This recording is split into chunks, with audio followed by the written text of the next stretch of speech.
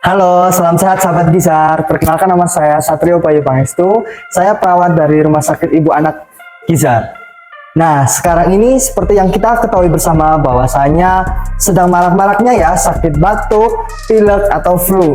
Maka dari itu untuk mencegah terjadinya penularan tersebut, kita harus menggunakan etika batuk baik dan benar. Caranya, mari kita ikuti langkah-langkahnya ya. Yang pertama, ketika batuk, kita harus menggunakan siku bagian dalam. Contohnya seperti ini.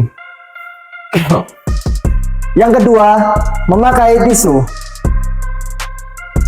Ketika batuk, kita menutupnya menggunakan tisu seperti ini contohnya.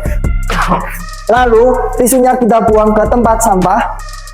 Setelah itu, jangan lupa ya, cuci tangan dengan air mengalir.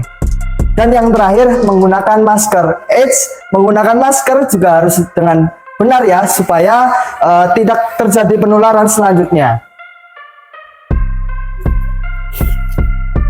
Caranya seperti ini ya, kita menutupi hidung dan mulut.